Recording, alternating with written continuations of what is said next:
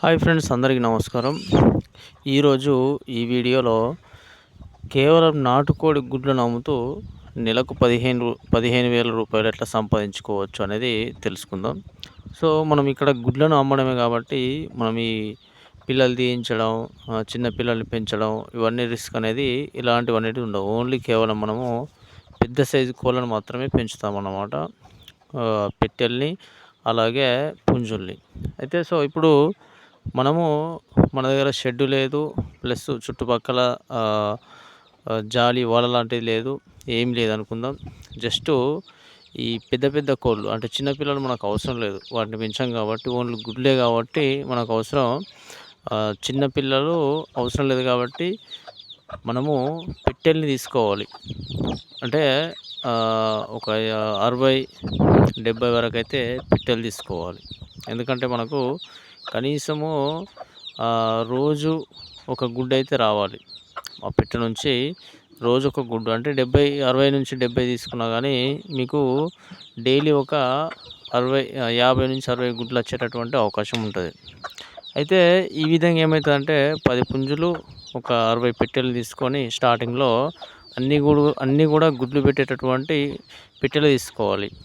So ఇట్లా ఏమవుతుందంటే మనం తెచ్చిన వారంకే మనం పెట్టెలన్నీ ఆల్మోస్ట్ మనం కొని తెచ్చుకున్నటువంటి పెట్టెలన్నీ కూడా గుడ్లు పెట్టడం స్టార్ట్ చేస్తాయి.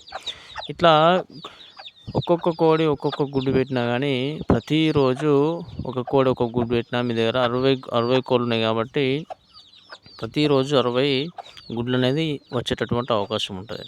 సో ఇప్పుడు 60 గుడ్లు ఇంటూ మార్కెట్లో ఈ బాయిలర్ కోడికి సంబంధించిన గుడ్డే 10 రూపాయలు ఉంది కాబట్టి ఇది ఒక 2-3 రూపాయలు ఎక్స్ట్రా అమ్ముకోవచ్చు మనం. ఈ విధంగా చూసుకుంటే మనకు 60 గుడ్లకు ఒక్కొక్క దానికి 12 రూపాయలు పట్టుకున్నా కానీ మీకు ఈజీగా 650 నుంచి 700 వచ్చేటటువంటి అవకాశం ఉంది. సో ఈ విధంగా మీరు ప్రతిరోజు మీకు ఒక 50 గుడ్లు వచ్చినా సరిపోతుంది.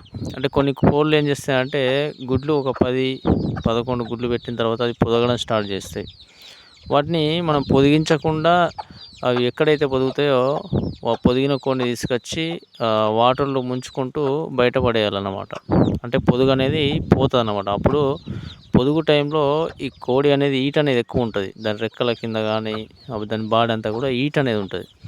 ఆ హీట్ను చల్లార్చాలంటే మనము వాటర్లో ముంచుకుంటూ పడేయాలన్నమాట, బయట వదిలేయాలి. ఇట్లా ఒక 4-5 రోజులు చేస్తే దాని పొదుగు అనేది వెళ్ళిపోతుంది కంప్లీట్గా. మళ్ళీ పుంజులు వాటిపైన కలుసుకోవడం, మళ్ళీ అది గుడ్లు పెట్టడం స్టార్ట్ చేస్తాయి ఒక వారం.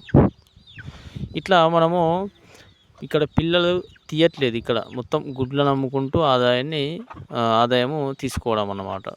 అంటే పిల్లల్ని తీస్తే రిస్క్ అనేది ఎక్కువ ఉంటుంది. అంటే పిల్లల్ని ఆ కోడి పెంచాలి, పిల్లలు ప్రతిదీ కూడా పెద్దగా కావాలా, రోగాలు వస్తాయి చాలా వరకు. ఇట్లా రిస్క్ అనేది చాలా ఎక్కువ ఉంటుంది కాబట్టి ఇలాంటి రిస్క్ తీసుకోకుండా ఎవరైతే మేము గుడ్లనే అమ్ముకొని ఆదాయం తెచ్చుకుని ఉంటాం అనే వాళ్ళకు ఈ వీడియో యూజ్ఫుల్ అవుతుంది. సో ఖర్చు అనేది కూడా ఉంటుంది. ఎందుకంటే మీరు పెద్ద సైజు పెట్టెలు తెచ్చుకుంటారు కాబట్టి ఒక 50 పెట్టెలు తెచ్చుకున్నా కానీ ఒక్కొక్క దానికి 500-550 ఇట్లా ఉంది కాబట్టి మీకు ఈజీగా సుమారుగా ఒక 30,000 రూపాయలు అయితే కోళ్ళకు అవుతాయి.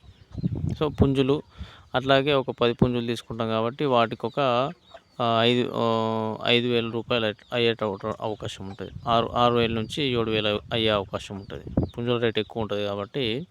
సో మొత్తానికి 35,000-36,000లో నాటుకోళ్ళు వస్తాయి. షెడ్డుకు ఒక 15,000 వేసుకోండి.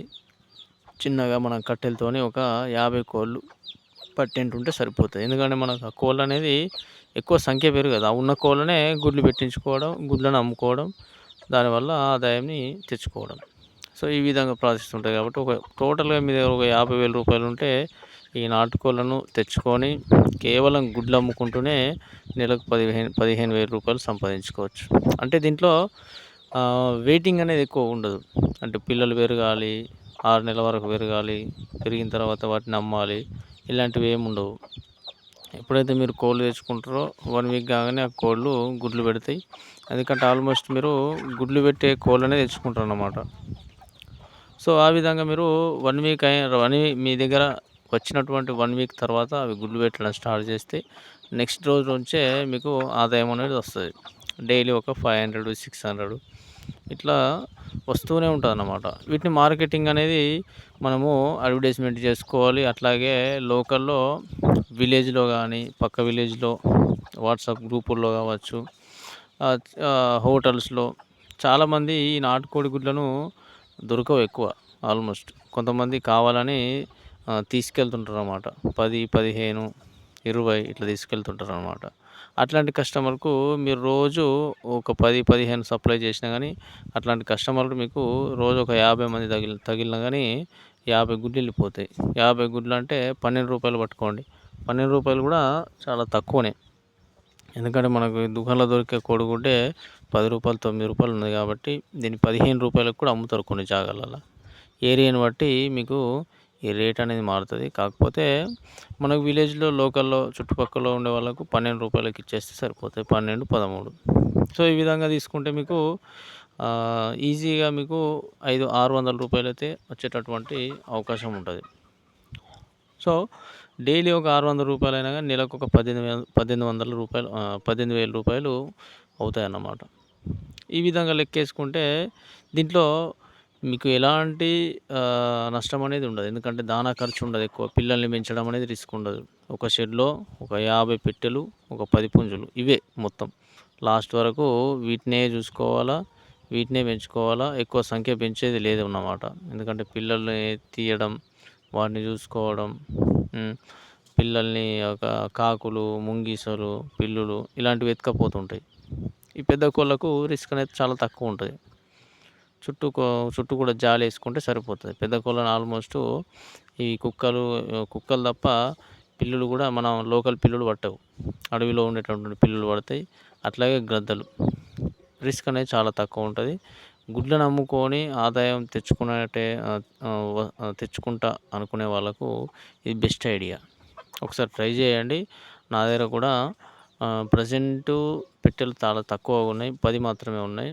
నేను కూడా గుడ్ల ద్వారా ఆదాయాన్ని తీసుకుంటానని అనుకుంటున్నాను. ఫ్యూచర్‌లో ఒక 50, 60 పెట్టెలైన తర్వాత ఓన్లీ గుడ్ల ద్వారానే అట్లాగే పిల్లలు తీయించుకుంటూ కొన్ని కోళ్ళను అమ్మడం, గుడ్లు అమ్మడం ఈ విధంగా చేయాలని అనుకుంటున్నాను. సో, ఈ ఐడియా బాగుందనే ఉద్దేశంతో మీకు తెలియజేయాలని చెప్పడం జరిగింది. ఎవరికైనా నచ్చితే ఒకసారి ట్రై చేయండి. ఎందుకంటే తక్కువ పెట్టుబడితో మన కాళ్ళ మీద మనం నిలబడాలంటే ఏదో ఒక బిజినెస్ చేయాలి. అది కూడా తక్కువ పెట్టుబడితోని ఒక రూ. 50,000 మంచి బిజినెస్ ఐడియా ఇది. ఒకసారి ట్రై చేస్తే బాగుంటది. నేను కూడా దీన్ని పూర్తి స్థాయిలో మన దగ్గర పెట్టెలు పెరిగిన తర్వాత ఒక 50 పెట్టెలైన తర్వాత దీని ఒడిదుడుకులు ఎట్లుంటాయి, లాభ నష్టాలు ఎట్లుంటాయి అనేది మరొక వీడియో చేసి మీ ముందు ఉంచుతాను. అప్పటి వరకైతే ఈ వీడియోని లైక్ చేయండి. అట్లాగే కొత్తగా ఎవరైనా చూసేవాళ్ళు ఉంటే మన ఛానల్‌ని వెంటనే సబ్స్క్రైబ్ చేసుకోండి. Thank you for watching. జై హింద్.